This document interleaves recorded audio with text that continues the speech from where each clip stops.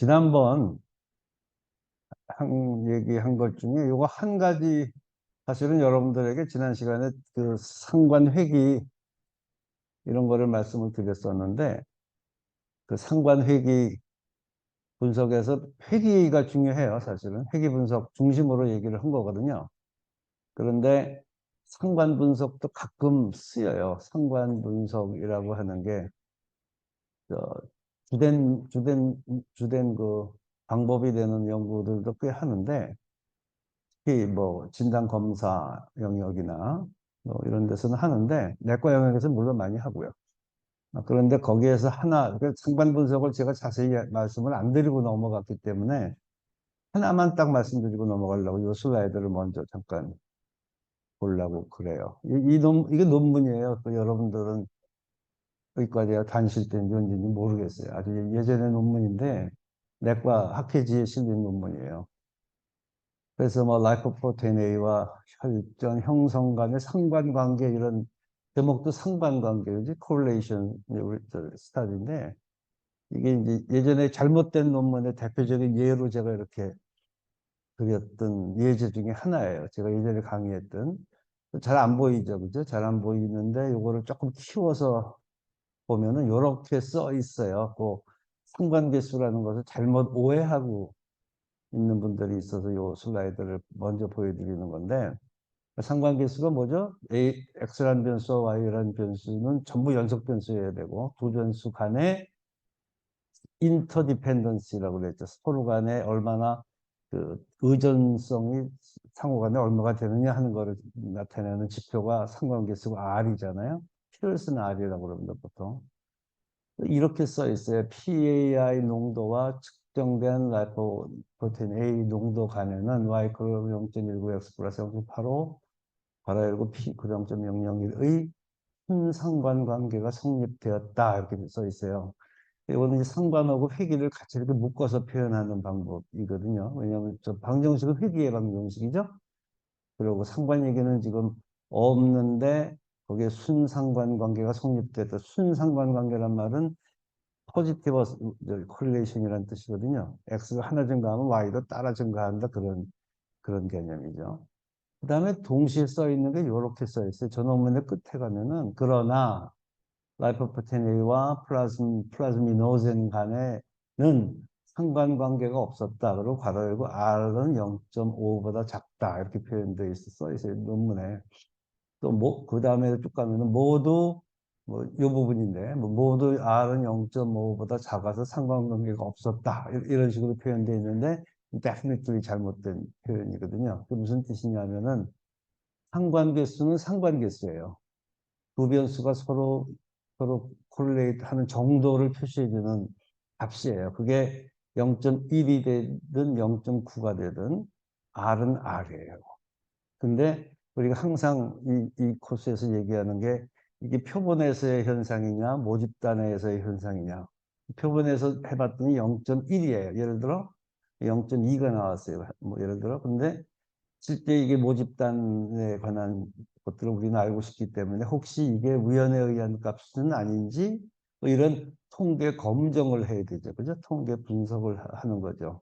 그 모집단과의 상관계수의 유의성 검증이라는 거거든요. 그게 그런 거를 해서 나온 결과는 P로 표시하는 거예요. P-밸류는 그런 경우에 쓰이는 거고 다시 말해서 R이 0.5보다 작기 때문에 상관관계가 없어. 이런 말은 성립하지 않아요. 아주 잘못된 표현의 대표적인 거거든요. R 이퀄 0.5이었고 통계적으로 유의한 관계는 아니었다. 뭐 예를 들어 그래 놓고 괄호 열고 P는 0.05보다 크더라. 뭐 이런 식의 표현하면 맞아요.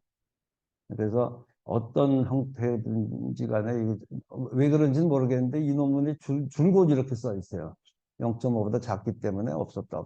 그런 거는 전혀 논센스입니다. R은 마이너스 1에서 플러스 1까지 가지는 값이죠. 그죠? 그리고 1에 가까울수록 직선적인 관계에 있는 거고 두 변수는 그 변수는 어떻든지 간에 샘플 사이즈에서 결정되기 때문에 샘플이 작으면은 유의성이 없을 가능성이 많고 샘플이 크면은 유의성이 있을 가능성이 많고 그렇게 해석하는 게 옳은 방법이에요. 사실 요게 지난번 강의 교재의 몇 개 앞쪽에 이렇게 써 있는 건데, 요 테이블에 나중에 찾아보세요. 저 화면에 앞으로 손호장 가보면은 R에 관한 무슨 특성, 뭐 유의성 검정 뭐 이런 거 이렇게 쭉 써 있어요. 이런 걸 제가 생략했기 때문에 드리는 말씀이에요. R에 관한 뭐 신뢰 구간, R에 관한 가설 검정법 뭐 이런 내용들이 있거든요. 이런 것들을 좀 설명을 안 드려서 이게 R값의 특징이거든요. 이게 단위가 없고 정규 분포를 따르지 않고 뭐 이런 복잡한 얘기를 제가 다 스킵을 해서 그래요. 인과관계를 의미하지 않고 R제곱은 지난번에 얘기했던 것처럼 얼마나 직선적인 관련이냐, 설명할 수 있는 explainability가 얼마가 되느냐, 뭐 회귀기수하는 이런 관계가 있다. 이런 거 복잡하니까 얘기 안 했는데 그거 하나만 딱 추가로 말씀드리고 오늘의 결론으로 나갈래요. 바꿔줄까요? 상관계수 회귀 분석까지 이제 여러분들이 하셨으면은 이제 뭐까지 한 거냐면은 연속 변수 가지고 할 수 있는 건 다 하신 거예요. 왜냐하면 대개 연속 변수를 그 두 기법이 가장 마지막에 쓰이는 기법이고 그 마지막에 쓰이는 회귀 분석법을 중회귀 분석 혹은 다변량 회귀 분석 이렇게 멀티플 리그레션으로 들어가면은 대개 지금 우리가 현재 여러분들 논문에 쓸 수 있는 그런 그 기법들이 되기 때문에 거기까지 공부하시고 이제부터는 뭐 다양한 경험을 하시는 게 중요해요. 오늘은 지금까지 배운 거에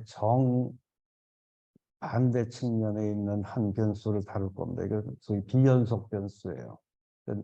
continuous variable이 아니라 non-continuous 이런 표현을 안 쓰고 discrete variable 혹은 categorical variable 이렇게 표현해요. 비연속 변수라고 합니다. 비연속 변수에 관한 분석을 여러분들하고 할 거예요.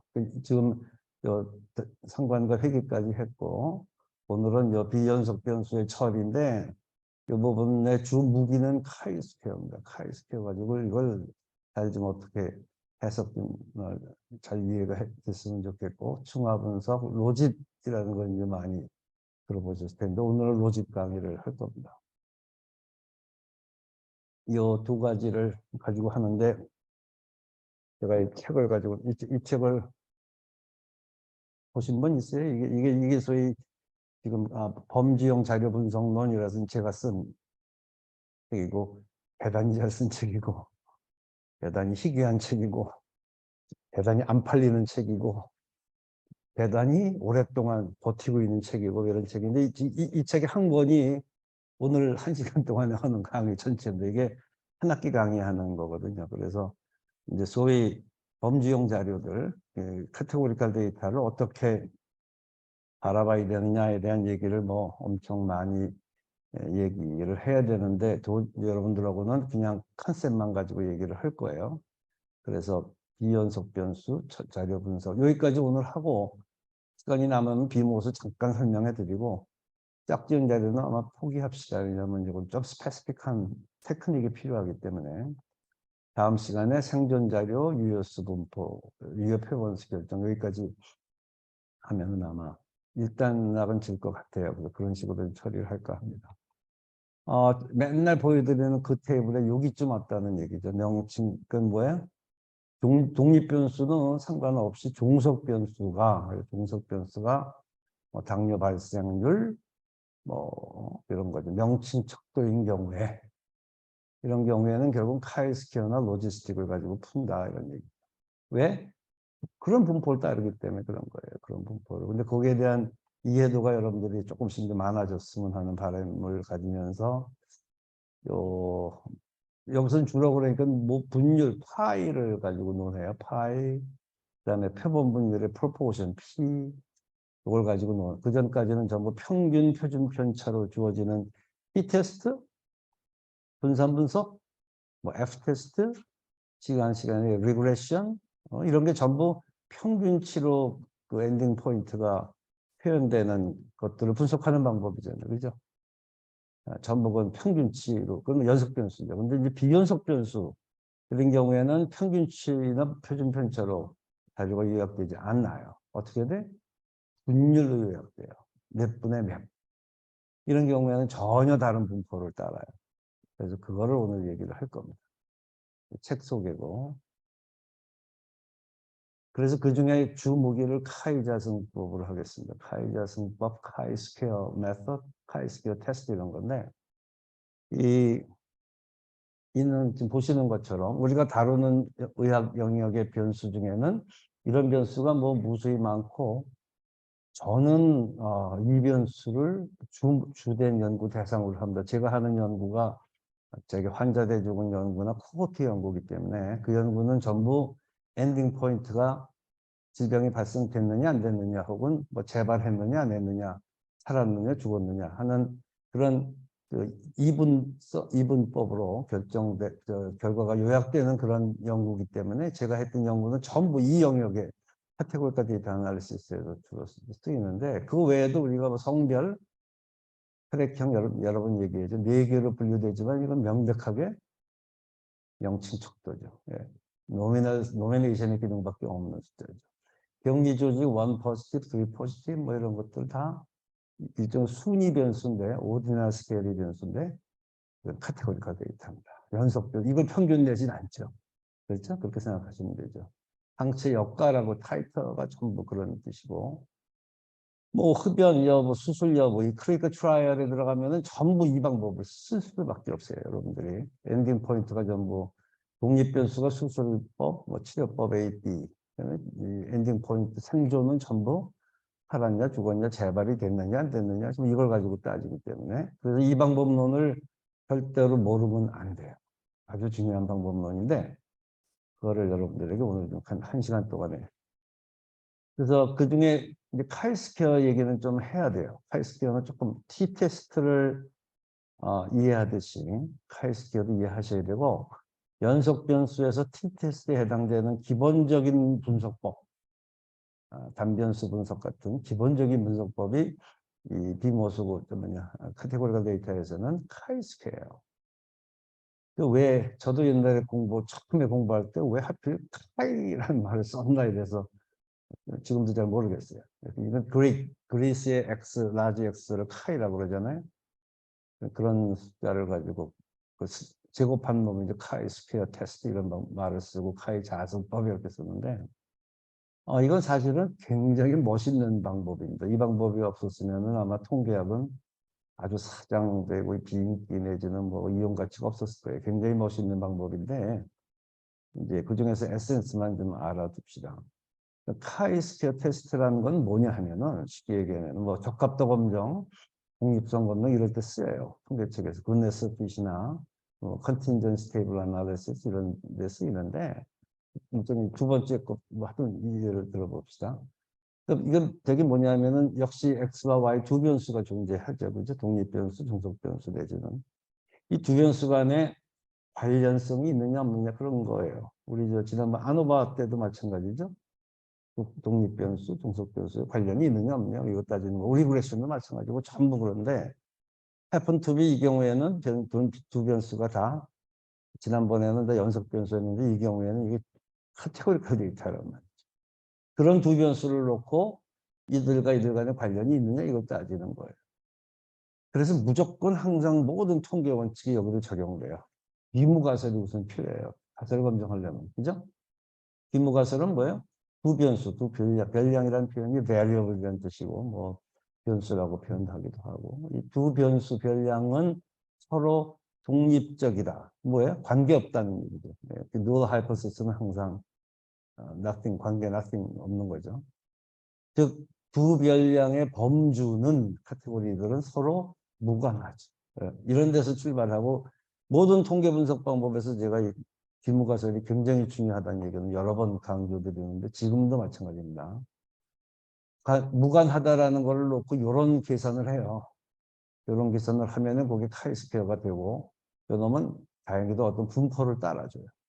그래서 이제 이게 이렇게 되는 건데 이 카이스퀘어가 뭔지는 조금씩 하나씩만 간단하게 몇 개만 가르쳐 드릴게요. 이 굿네스 핏이라는 것이 여러분들 쓰일 일이 아마 많지는 않을 텐데 실제로 이제 분석 들어가면은 로지스틱 가지고 하려면은 이 개념이 없이는 또 좀 곤란해서 하나만 잠깐 말씀드리겠습니다. 이런 거죠. 굿네스 핏은 뭐냐면은 내 모델이 있는데 그 모델, 내가 생각하는 이론적인 모델이 있는데 그 모델에 내 데이터가 얼마나 잘 피팅되느냐, 적합하느냐를 따지는 통계 분석 방법이에요. 그 옷 입으러 가서, 그죠? 여러분들 뭐 옷 사러 가서 피팅 룸에 들어가듯이 여러 번 들어가면은 더 자기에게 맞는 옷을 구하는 것처럼 그 피팅을 잘 시켜야 되죠. 그죠? 그런 거와 마찬가지예요. 어떤 데이터를 우리가 구해요. 이게, 예를 들어 이거는 신장 가지고 했는데, 체중, 신장, 뭐 이런 내 데이터는 5명, 10명, 14명, 19명, 뭐 이렇게 139cm짜리는 뭐 5명, 이런 식의 데이터를 내가 측정을 했는데, 이 데이터가 지금 여기서 관심은 예를 들어 이론적인 분포, 뭐 그런 거예요. 정기 분포죠. 정기 분포를 따르나? 뭐 이런 식의, 이거 굉장히 뭐 유용성이 많은 이제 접근 방법인데 아마 여러분들은 쓰실 일이 그렇게 없을지 모르겠어요. 근데 이 정기 분포를 따르나? 따르나 안 따르나를 보려면은 어떻게 해야 돼요? 정기 분포의 모양은 이렇게 생겼잖아요. 그죠? 이렇게 생겼는데 내 데이터는 이렇게 막대 그래프로 표시되겠죠. 막대 그래프로 115인 놈이 5명, 116인 녀석이 10명 이렇게 표시되니까 그럴 때 요 분포를 잘 따르나 하는 뜻은 뭐 이 그림 봐서 금방 알 수 있죠. 요 빼죽빼죽 튀어나온 놈들 이렇게 그죠? 혹은 요 안으로 이렇게 들어가 있는 놈들 이런 놈들 요런 면적의 합을 구하면 되지 않겠어요? 그 면적의 합을 구해서 그 합이 0이 되면은 피팅이 잘 되는 거죠. 아주 뭐 이성복인데 그냥 내 몸에 쫙 맞는 옷을 하나 구하는 거고 그게 삐죽삐죽 튀어나온 게 너무 많으면은 잘 안 맞는 거겠죠. 굿네스 오브 피팅의 굿네스, 적합도라는 게 아주 안 좋다. 뭐 이런 식의 걸 평가하는 거예요. 이제 여러분들이 나중에 모델을 만들면은 그 모델이 얼마나 잘 맞느냐 하는 거를 따질 때는 이 방법밖에 없어요. 그래서 이 굿네스 핏이 굉장히 중요하고 그때 쓰이는 주 무기는 하이스케예요. 왜냐하면은 여기 그림으로 잠깐 다시 보면은 요 곡선의 방정식에 있는 값은 어떻게 되죠? 이론치죠, 그죠? 이론적으로는 이런 모양을 따라야 돼. 그 이론치를 E로 표시했죠. EI, expected value라는 뜻입니다. expected value고 여기가 2인데 실제 내가 측정한 값은 여기서 측정했죠. 5예요, 그죠? 5i가 됐어요. 그래서 요 면적의 합을 구하려면은 요 차이들, 삐죽삐죽 튀어나온 놈들, 리그레션 때나 아노바 때나 똑같은 개념이에요. 그 차이들이 있는 거를 어떻게 돼? 다 더해주면 되죠. 계산해서 더해주면 되는데, 뭐, 우리 리그레션 때 공부했지만, 더해주면은 0이 되게 돼요. 대체로는. 그래서 그냥 더해주지 말고 제곱해서, 빼서 제곱을 해라. 제곱해서 더해주라. 이런 뜻이죠. 그래서 여기 공식처럼 5i-2i 제곱, 거기다가 EI, 뭐예요? expected value를 분모로 나눠줘서 이렇게 평준화시키는 이런 것들이에요. 별거 아닙니다.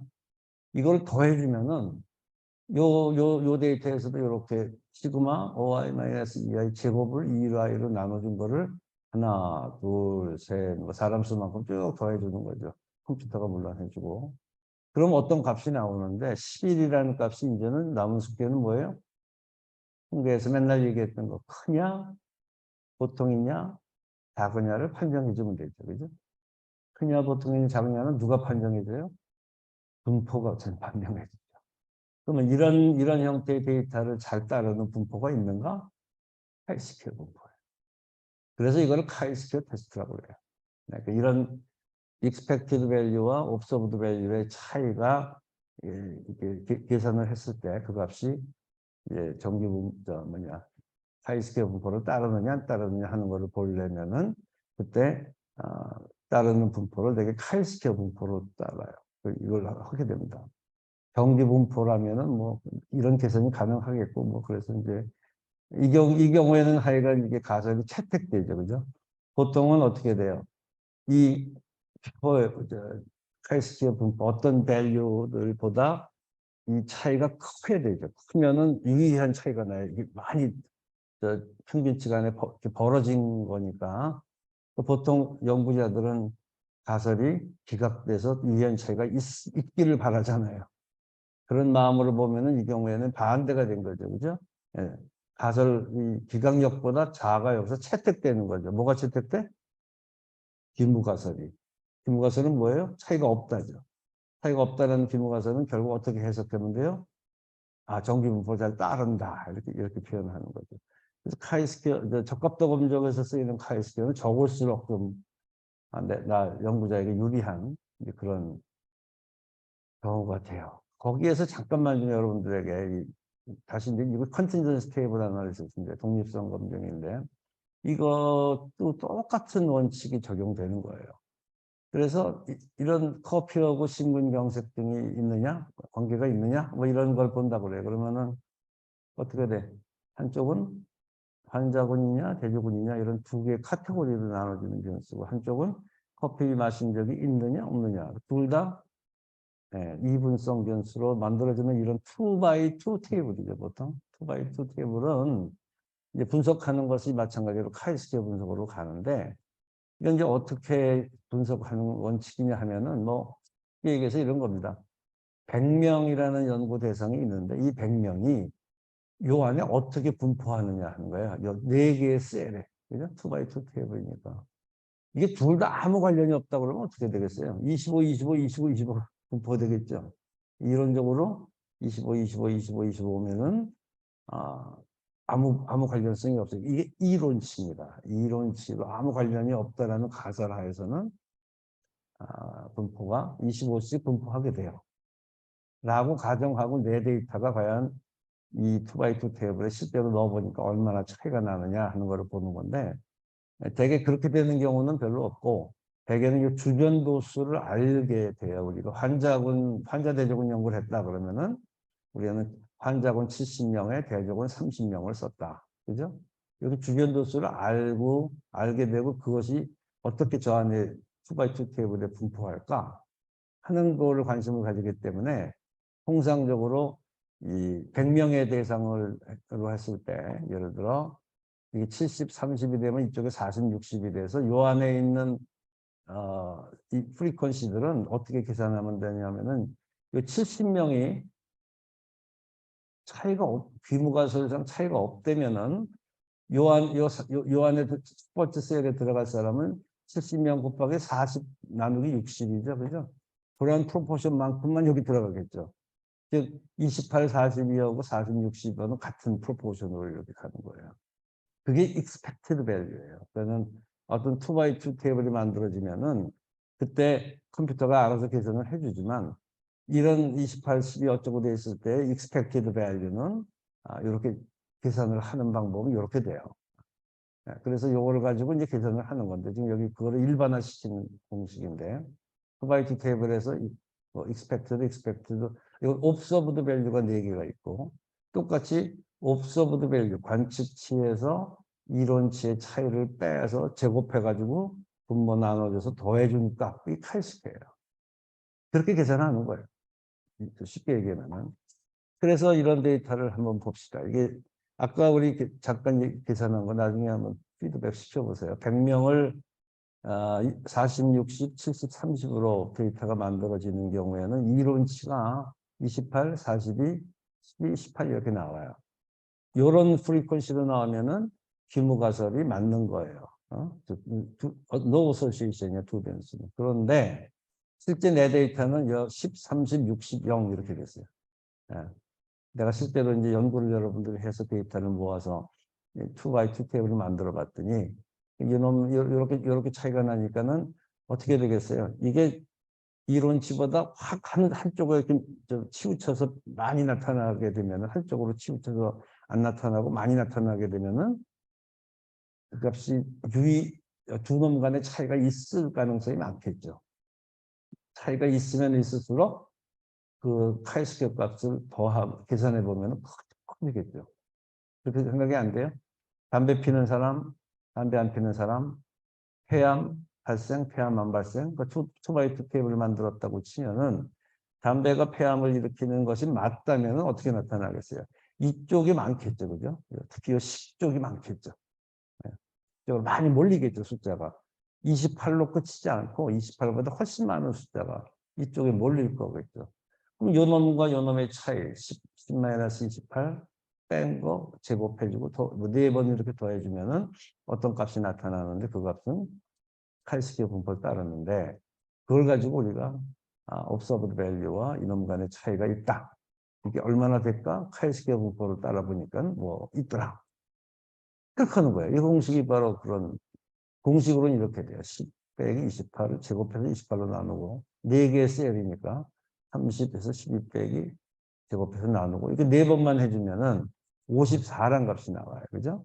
54가 나오면은 이게 카이스키어 분포를 따라요. 카이스키어 분포를 따르기 때문에 기준이 되는 카이스키어 값이 얼마인가? 우리가 정기 분포에서는 1.96을 기준으로 했죠. 이 테스트에서는 어떻게 됐어요? 자유도에 따라서 T값이 막 달라져요. 이 경우에 자유도가 뭐 50이면은 뭐 51대 T 분포에서 뭐 부록에서 숫자를 찾아보니까 얼마다. 이 똑같아요. 카이스키어 분포도 자유도에 따라 막 달라져요. 그래서 자유도가 1일 때 카이스키어 값은 부록표를 찾아보면 3.84고 컴퓨터가 자동으로 계산을 해주죠. 당연히. 3.84보다 크죠. 이 경우에는 굉장히 큰 값이죠. 이 값은 무슨 뜻이에요? 유의행 차이가 있는 거죠. 무슨 뜻?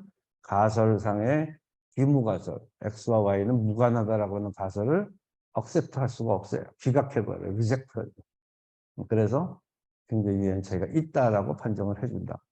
우연찮게 3.84는 숫자를 외우는데 우리 뭐 많이 하는 사람은 되게 외워요. 자유도가 이럴 때 카이스키어는 3.84인데 이걸 자세히 보면은 정기분포 1.96의 제곱값이에요. 그죠? 이게 정기분포와 카이스키어 분포는 제곱의 관계에 있어요. 카이스키어 분포는 정기분포로부터 유도된 표본분포라고 제가 다음의 시간에 분명히 얘기했죠. 그런 이유는 이런 데 있어요. 정기분포를 가지고 만든 분포이기 때문에 이런 관계가 있는 거는 그냥 재미로 알아두세요. 결국은 가설 귀각하고 이렇게 되는 거예요. 많은 선생님들이 자유도에 관한 질문들을, 그죠? 자유도. degree of freedom, DF예요, DF. 자유도. 별거 아닙니다, 자유도는. 여기서 아주 극렬하게 여러분들이 볼 수 있는데, 이렇게 2x2 테이블일 때, 여기 요만큼 2x2 테이블이죠? 2x2 테이블에서 이렇게 숫자가 우리는 연구를 할 때 이미 결정을 하거든요. 몇 명, 환자군 몇 명, 대조군 몇 명. 코호트 연구를 하면은 뭐, 익스포저 몇 명, 아닌 거 몇 명, 이렇게 해서 쭉 연구가 나가기 때문에, 요런 픽스된, 마지널 프리퀀시, 주변 도수가 결정되어 있을 때, 요 안에 있는 2x2 테이블에서 자유롭게 값을 가질 수 있는 놈은 한 명밖에 안 생겨요. 왜? 요거 한 놈만 알면은 다 알죠. 여기다가 열이 10이라고 쳐주기만 하면은, 그 다음에 요거 30이 되고, 요건 60이 되고, 이렇게 되잖아요. 2x2 테이블이 프리퀀시가 빈도가 나타나는데 그 중에서 어느 한 값만 알면 다 알게 돼. 한 값만 자유롭게 어떤 숫자를 가질 수 있어요. 그래서 그걸 자유도라고 해요. 이 R by C, R by 1, R-1, C-1이라고 정의를 해요. 자유도는 2x2 테이블에서는 이게 2고 2죠. 근데 로우 수가 많아지고 컬럼 수가 많아져도 3x4 테이블 이렇게 만들어도 자유도는 3에서 3에서 1 뺀 2이고 로에서 4 빼기 1, 3이고 그래서 2 곱하기 3, 6이 자유도가 돼요. 그 자유도라고 하는 것은 각 셀에서 하나를 빼, 1을 무조건 빼. 뺀 값을 곱해주면은 2x2 테이블은 1이 되죠. 2 빼기 1 곱하기 2 빼기 1이니까. 그걸 자유도라고 그래요. 왜 자유도라는 걸 쓰냐면은 정규 분포는 그렇지 않아요. 어머니 분포는, 모 분포는, 정규 분포는 자유도라는 개념도 없고, 그대로 그 하나의 그 독립적인 존재인데, 그 외에 모든 분포는, 전부 정규 분포에서 따왔기 때문에 자유롭게 가지는 개념이 있어야지만 분포로서 성립을 해요. 그래서 T 분포도 자유도가 있어야 돼요. 다시 말해서 그건 뭐냐면 자유도에 따라서 분포의 모양이 막 달라져요. T 분 카이스트도 마찬가지. F 분포 기억나요? 나중에 찾아보세요. F 분포는 자유도가 2개예요. 분모의 자유도 분자의 자유도 이렇게 돼 있어요. 모든 분포들은 대개 자유도에 따라서 분포의 모양이 달라지고 숫자가 달라지기 때문에 이제 옛날에는 전부 부록표, 책에 있는 부록표들을 찾아다가 봤는데 뭐 이 책에도 아마 있을 것 같은데 막 이렇게 보이는 것들 있잖아요. 이게 다 부록표거든요. 옛날에는 이렇게 전부 책에서 이제 부록표를 찾아가지고 봤잖아. 근데 이제 컴퓨터로 계산을 할 수가 있어요. 자유도예요. 그래서 이제 뭐 카이스트가 그런 거예요. 이제 그것만 알면은 그다음부터는 뭐 조금씩 다른 얘기들이 되는데 책에 나중에 보실 때 피어슨 카이스퀘어라는 말을 보실 겁니다. 지금 우리가 쓰는 모든 저는 피어슨 카이스퀘어라고 생각하시면 돼요. 피어슨 통계학자가 만든 카이스퀘어. 지금 내내 본 거 똑같은 공식. 이거를 좀 간단하게 만드는 테이블이 있는 건데 뭐 이런 건 보지 마세요. 예를 가지고 하나 볼까요? 유방암 수술받은 환자 탁소 타목스펜에 의한 예방 효과를 봤나 봐요. 그래서 탁솔 투여군 이렇게 보겠네요. 탁솔 투여군 비타여군 클리니컬 트라이얼에 해당되는 디자인이겠죠. 또 유방암 재발된 군이 11명, 안 된 군이 19명, 뭐 20명, 10명 이렇게 심플한 데이터가 만들어졌다고 합시다. 실제 우리 유방암 그룹들이 옛날에 의뢰했던 자료 중에 하나인데 예방 효과가 있느냐 뭐 이런 거죠. 11, 19, 20, 19 2배 거꾸로 돼 있고 뭔가 좀 있어 보이죠. 이런 거를 분석 한번 해보자. 어떻게 해? 투바이2 테이블이고 둘 다 독립 변수가 뭐예요? 탁솔 투여했느냐 안 투여했느냐 이항적인 사건이고 유방암 재발됐느냐 이항적인 사건이고 그래서 투바이2 테이블 카이스퀘어밖에 방법이 없어요. 카이스퀘어를 푸세요. 이 숫자를 카이로 풀어보면은 11, 20, 19, 10 관측치죠? 이런 경우에 마지날이 결정됐잖아. 30, 30, 31, 29. 이런 마지날일 때의 기대값은 어떻게 돼요? 15.5는 어떻게 계산된다고 그랬죠? 오늘 한 번만 알고 그냥 그다음부터는 뭐 잊어버리셔도 되는데 이 15.5는 어떻게 계산돼? 30명이 나눠지잖아요. 이 가설을 하에서 어떻게 나눠져? 31대 29로 나눠지는 거죠. 그렇게 계산하면 돼요. 그럼 15대 14가 돼요. 또 이쪽도 마찬가지고 30명이 똑같은 얘기고 15대 14로 나눠져서 이게 이론치가 돼요. 이 기대값이에요. 이 기대값과 이 관측지 간의 차이가 크면 클수록 이거는 가설이 틀린 가설이 되는 거죠. 그래서 카이스퀘어 계산해 보면 뭐 이렇게 이 심플한 공식으로 했네. 5.41이 나오나 봐요. 그러니까 가설이 자유도가 1이죠. 왜? 2x2니까. 자유도 1, 이 기각력이 3.84, 이 카이스케 값은 5.41이 나와서 크죠? 가설이 기각되겠죠. 기각되면은 유의한 차이를 인정하는 거죠. 탁솔에 의한 프리벤티브한 에포트는 뭐 이펙트는 있다. 뭐 이런 식의 가로 열고 p-value 0.05보다 작다. 이렇게 여러분들은 논문에 쓰시면 돼요.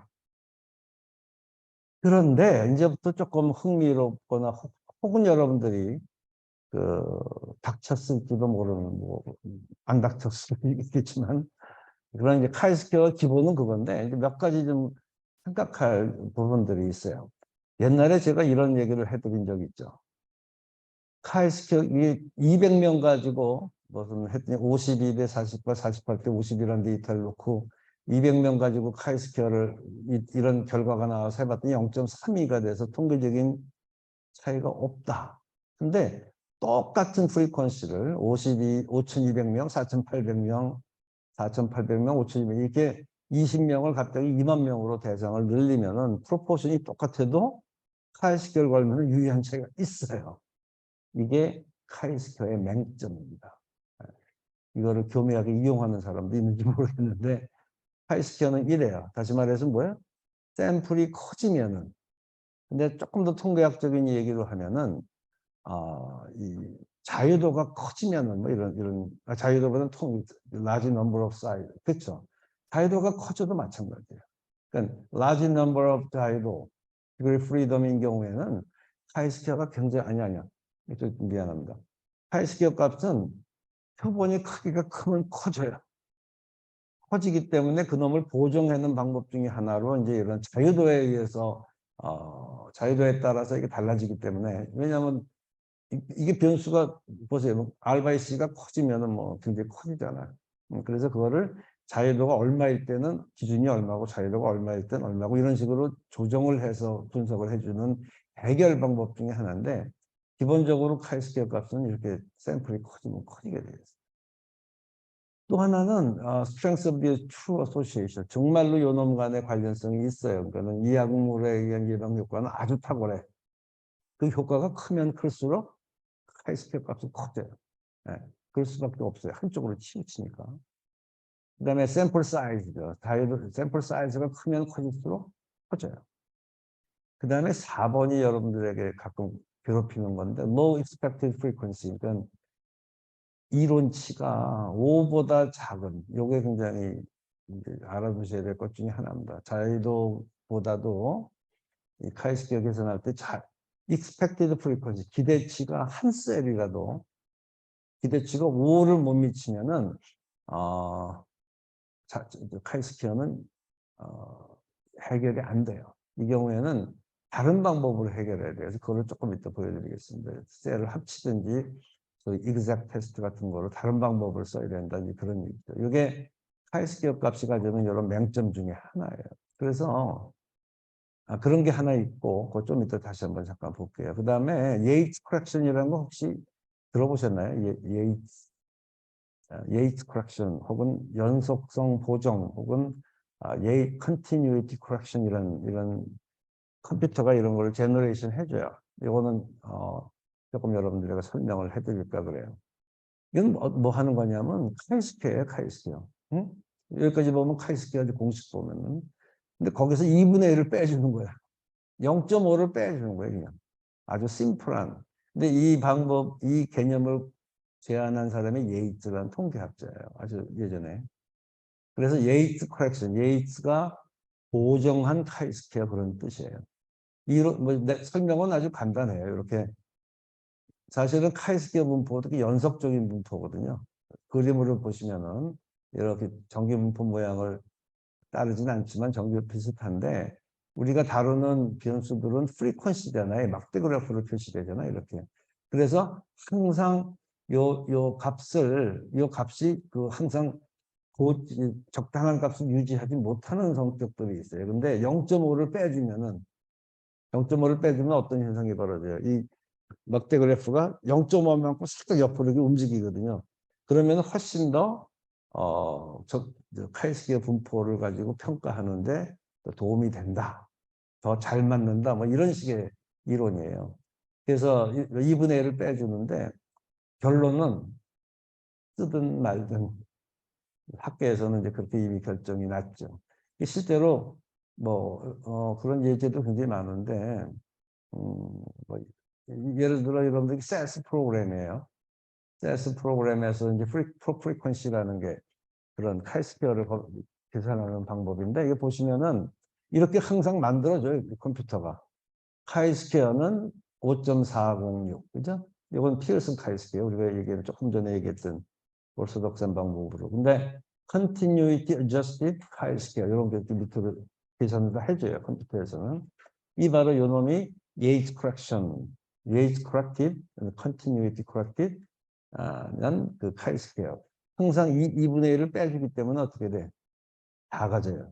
Chi-Square보다 작아지죠. 5.4가 4.2가 돼요. 그래서 아주 사람을 이 경우에는 좀 괜찮은데 0.02 p 밸류가 코렉션 했더니 0.04. 그래서 이게 굉장히 중요한 논문이면은 이게 지금 간당간당한 거야. 유의성 0.05까지 왔다 갔다 할 정도로. 근데 실제로 이런 경우 보세요. 이거 2x2 테이블인데 이거 보시면은 2x2 테이블에 1, 17, 40 뭐 이런 경우의 데이터가 있어요. 이거를 통계 분석해야 되겠다. 그럼 카이스케어밖에 없어요. 그죠? 그래서 카이스케어 걸었더니 4.86이에요. P가 0.028 이렇게 나와요. 근데 예이츠 커렉션을 해봤어요. 컴퓨터에서. 했더니 2.86이야. 0.09. 이거는 해피하죠. 바짝바짝 웃고 있는데 0.05보다 작아서 얘는 0.05보다 커요. 그래서 이렇게 울고 있어요. 뭐 이런 식의 일들이 실제로 벌어져요.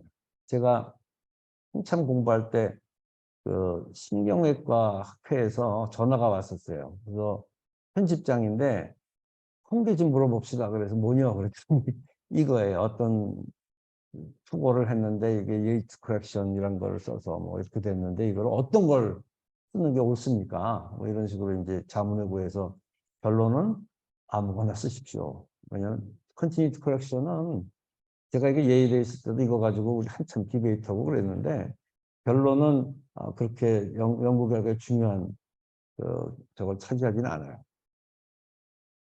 그런데 어찌됐건 이런 게 있다는 거는 아시고 가끔 필요하면 연구자가 자기 유리한 쪽으로 갖다 쓰시는 건 상관없어요. 이걸 써도 되고 either way 상관없다는 얘기죠. 이거보다 더 중요한 게 이거에 아까 얘기한 expected frequency가 5 이하가 되는 일이 왕왕 벌어집니다. 여러분들 데이터를 분석하다 보면 이 경우가 골치 아파요. 그래서 해보면은 이게 EI expected value입니다. observed value가 아니라 expected가 5가 안 되면은 이제 나중에 한번 보여드리겠습니다. 이게 이제 결론인데 안 되면은 어떻게 되냐면 인근 옆 셀하고 묶어요. 예를 들어 2x2 경우는 불가능하지만 그거보다 R by C가 되면은 5 by 7 테이블 가지고 내가 했는데 그 중에 어떤 한 셀이라도 expected value가 5보다 적어서 하이스퀘어 밸류를 쓰지 못한다라는 메시지가 떠요. 좀 이따 보여드리겠습니다. 그러면은 그럴 때는 expected value가 5가 넘게 하기 위해서 옆에 있는 셀들하고 이렇게 서로 묶어요. 합쳐버려요. 그러니까 뭐 5cm 이하 뭐 5에서 8cm 뭐 9cm 이상 뭐 이런 식으로 세 개씩 나눠줬다 그러면은 두 개를 하나로 묶어버리는 그럼 셀이 커지겠죠. 그죠? 그러면은 이제 이런 5보다 적다는 그런 그 violation, assumption violation에 해당되는 건데 그런 거로부터 벗어나죠. 그것도 안 되는 경우가 2x2예요. 그죠? 2x2 테이블은 더 이상 뭐 옆에 컬럼이나 셀하고 로하고 묶을 게 없잖아. 어떻게? exact 테스트라는 거예요. 그래서 아까 잠깐 소개해드렸던 피셔의 exact 테스트. 기억나나 몰라. 쳐다보기도 싫은 공식. 잠깐 보여드릴까요? 피셔의 exact 테스트. 이렇게 하는 거예요. 이론치가 이거 해봤더니 7, 4, 관측지가 7, 4, 15, 3이었었어요. 이거는 가지고 실제로 계산을 해보면은 8, 3, 14, 4. 두 개의 셀이 expected value가 5보다 작죠. 예. 그러면 이런 경우에는 카이스케어를 적용할 수가 없다 이런 뜻이에요. 그러면 어떻게 해야 돼? 피셔로 가라 이거죠. 근데 피셔 가려면은 지긋지긋하게 보기 싫은 팩토리얼이라는 공식이 나오죠. 기억나요? 팩토리얼 어떻게 계산하는지 알아요? 5 팩토리얼은 뭐 5 곱하기 4 곱하기 3 곱하기 2 이런 거 아니야. 그거를 뭐 수십 번 계산을 해야 돼요.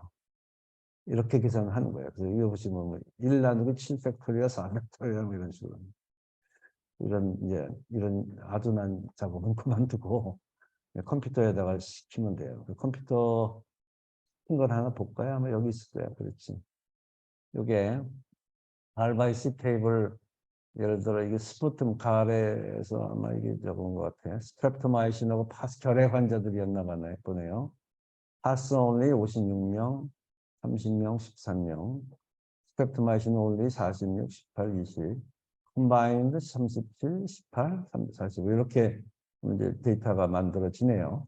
그다음에 스포튼 스미어 포지티브, 컬처에서는 포지티브, 버스 네거티브 이렇게 되는 게 이렇게 프리퀀시가 나눠지네. 그래서 스푸튼 결과 약물의 치료 종류에 따라 스푸튼 결과들이 유의한 차이가 있는가? 그 뜻은 뭐죠? 관계없다. 약을 아무리 바꿔도 스푸튼 결과의 저 결과는 아무 상관없다. 그러면 아무 상관없을 때는 어떻게 돼? 이론치가 결정돼야 되고 이론치와 실제 근데 내가 해봤더니 56, 46, 37 이렇게 된 거와 카이스케어를 걸면 되거든. 그거를 한번 걸어본 셀스 프로그램인데 뭐 56, 30, 뭐 23 이렇게 돼 있죠. 프리퀀시 데이터 넣고요. 이제 이건 뺍시다. 그러면은 여기 보시면은 카이스케어 계산을 얘가 해주죠. 자유도가 4에 왜? 3 by 3 테이블이죠. 그죠? 3 by 3 테이블이니까 어떻게 돼? 3 빼기 1, 3 빼기 1. 2 곱하기 2는 4죠. 자유도는 4예요. 자유도가 4가 됐을 때에 카이스케어 밸류는 17.6이에요. 17.6.